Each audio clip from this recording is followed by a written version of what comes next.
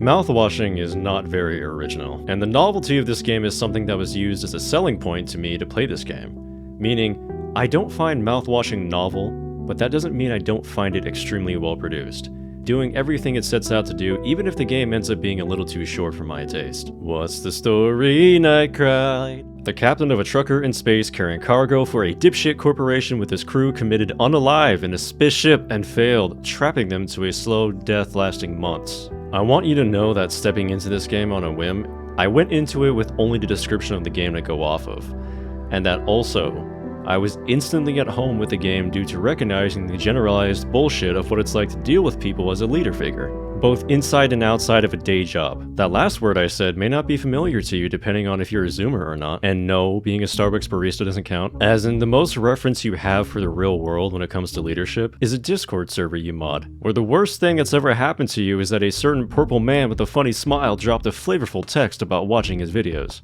So when I started this game, I saw at least 20 different people I've known just this year alone out of 100 more that I work with overall through the characters Anya, Swansea, and Daisuke. It was pretty immersive to play this way, especially considering I know what it's like to be the captain even in times where I didn't want to, or need to be. Needing to take charge and get shit done, helping people with personal problems that I really shouldn't have to, and working alongside people who are just downright as retarded and immoral as the corporations they blame for all of their self-inflicted problems. Yeah, that's people, especially when you're working a job. Swansea reminds me of every old-ass boomer I know that pretends like hard work is the answer and only answer to all of life's problems. So when he sees Daisuke's trust fund mommy's boy university daycare enrolled ass and roasts him for being completely useless as an intern, I could see a mile away before the dialogue came that Swansea does genuinely care for this boy, and wants to see him do well, even if he has a hard time of showing it. But the thing about this kind of tough love that he presents to him is that it also has a high possibility of also just turning a young buck from his future as a young Asian professional to just as much of a cynical dropout loser as Swansea is, and a fucking hypocrite. Now, that's not to say nothing of Daisuke's impending future of actually being useless still. Even if he's a good kid who brings out a refreshing enthusiasm to the workplace, if not extremely naive and emasculated from the start. This is the guy on Twitter talking about how much he wants to hag. And Anya. It was so easy to get sucked into Anya's Shelley Duvall eyes and see that she's a woman you want to take care of. And I talked to her a lot because of that effeminate charm, who's doing her best, like everyone else in the fucking building, until it was as clear as the sky she gazes into that she's not one for being useful either. Or better yet, taking responsibility for anything she has a part in, such as finding something else to do after you've already failed medical school 8 times. At first I thought it was a slip up on the writing side of things when she mentions that there's a locker with supplies that we can still get to, months after the crash, when we already gave up. I wondered, story's well written so far, why drop the ball now? Then I realized, no, actually, the reason for this is because Anya's a woman! And they do this kind of meandering bullshit all the time! Now see, I had 5 stars for this story until this point in the realism category, but it jumped up to 10 when I realized despite how this game may look, the developers definitely stuck around with the woman long enough for her to sink her fangs into his back. And even though Anya wouldn't surprise me anymore, resulting in my eye rolling, putting me at risk of shooting them into a circle of marbles, at least my head wouldn't stop seesawing to the boundless wisdom that is wrong organ.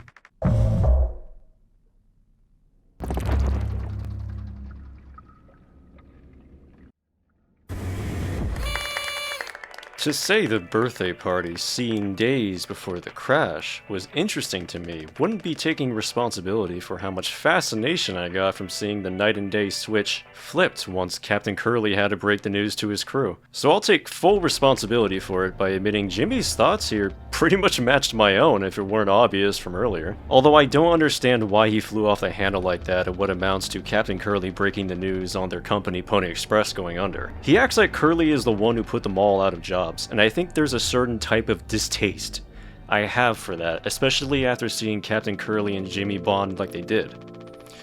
Being as good friends as they are, or supposed to be at least. What's tough about Jimmy here is that while he's right about everything he's saying seemingly, he's also just playing the victim and making this tough time all about himself. Something I ironically expected Anya to do, but she's taken the news better than Jimmy.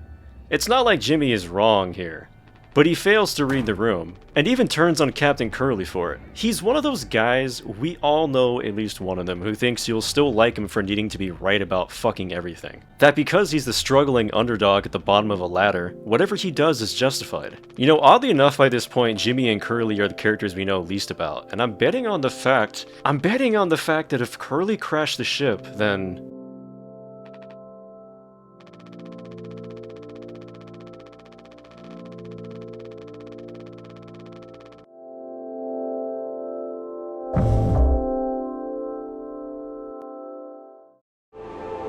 Okay, Anya's pregnancy hit me like the ship crash.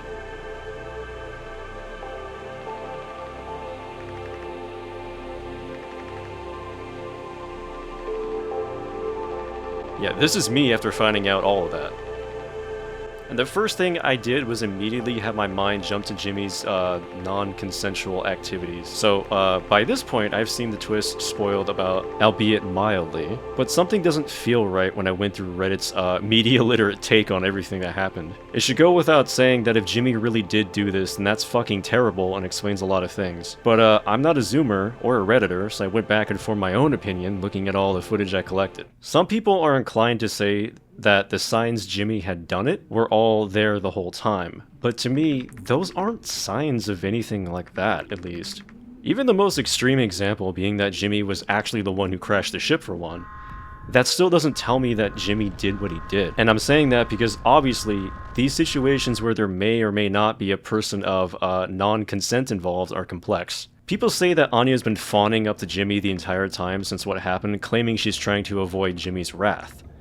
Yet, this is way too convenient of an excuse to make for a conclusion that we don't know with 100% certainty. Remember, it's never explicitly stated that Jimmy did this non-consensual thing. It's only implied that something terrible happened while they were alone together. And this is implied by Anya herself. If Jimmy is supposed to be an unreliable narrator, then consider the fact that Swansea is drunk, and if we ever had his paw on those things, you'd probably see the fact that he's drunk in a lot of this. Or the fact that he also just wasn't there. If you're gonna play the unreliable narrator card, you have to understand it doesn't just apply to the person that you're following.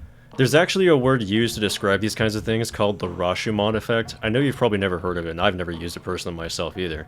But it's supposed to be a word used to describe the very unreliable nature of all the characters with their biases in these kinds of given situations where everything's ambiguous. It's also a really good movie with a similar premise to this whole thing.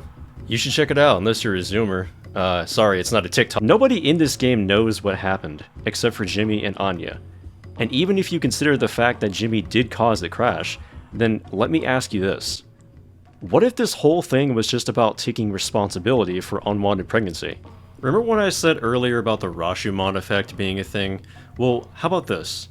Anya didn't really have anything going on if you really learn more about who she is. She failed medical school 8 times, and this job was basically all she had to pay for something that she wasn't even good at. You really can't be too sure that Anya didn't just regret a night she spent with Jimmy over the fact that Jimmy wouldn't take responsibility for the baby, basically meaning she would be worse off than she already is. Something I always thought was kind of strange was how, in the cutscene where Jimmy goes to retrieve the axe from Swansea, Swansea actually mentions taking responsibility, but the weirder part for me is that he didn't explicitly mention that there was any sort of assault that happened. He actually just says pulling the plug early.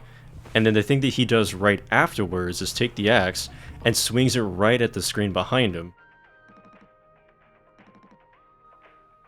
Which to me I actually thought symbolized an abortion.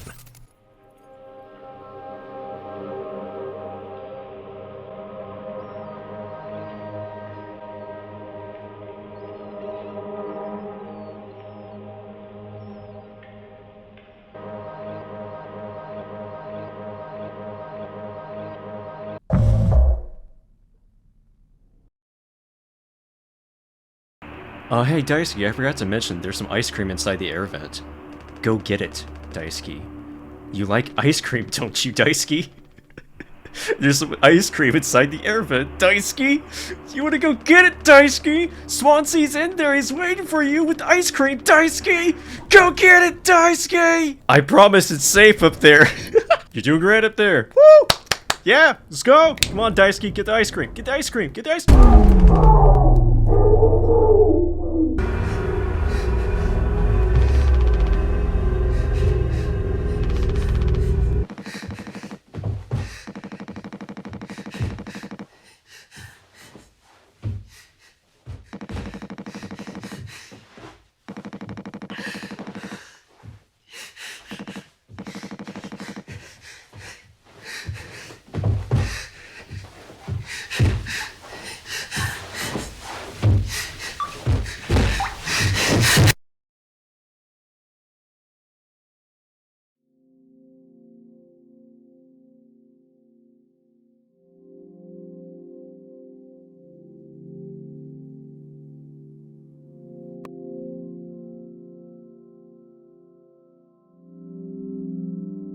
Daisuke wasn't supposed to be on the ship.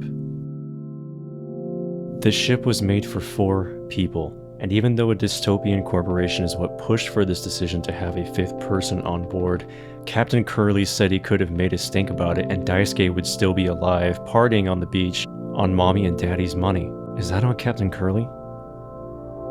He could have stopped Jimmy from crashing the ship, even if he wasn't going to protect Anya.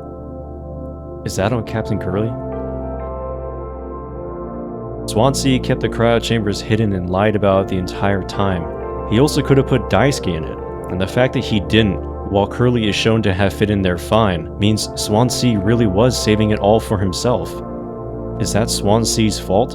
In his last moments when he calls Jimmy a coward, he admits the best moments of his life weren't when he had a collar shirt, mortgage, and tie for his kids. It was when he was drunk and bloated, hiding from responsibility. Is it any wonder why he never told anyone, even Daisuke, about the cryo chambers? Jimmy was right. And is that Swansea's fault? Anya never made it clear what exactly happened.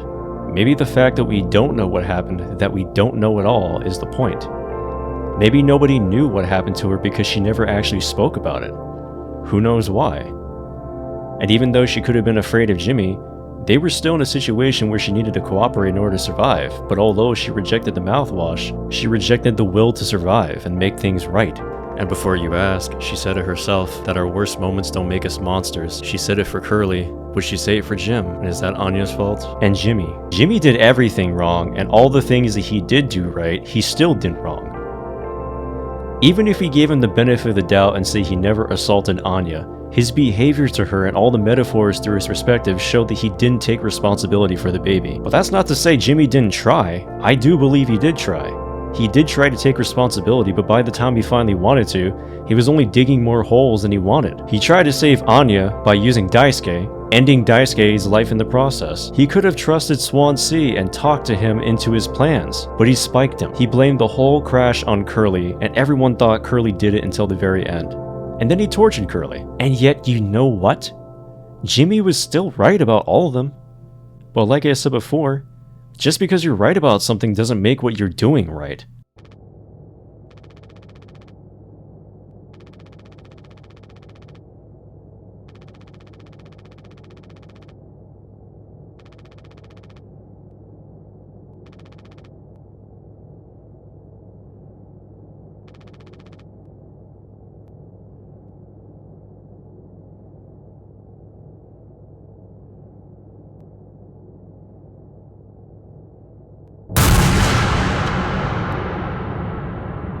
I'm fairly positive talking, listening to each other, something nobody in this game did, would have actually solved everything.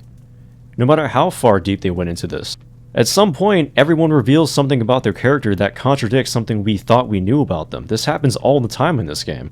So the potential for good was there. For any reason at all, the potential for good was actually there. It could have happened even if there was a lot of bad underneath all of it. But I guess when you've got no savings, lived a life of struggle, don't know whether to quit or keep going, and don't know anything at all, maybe, just maybe, what you thought you would do is like mouthwashing. There's no fire fresh rinse and spit, because there's too much sugar for it to do anything. You wouldn't think mouthwash would have sugar in it, but then again, if you didn't know that, what did you know really about anything? I'm Nightcried FM, and thanks for watching. Remember to take responsibility for those 12 minutes you spent watching by liking, commenting, and subscribing. And I'll see you guys next time.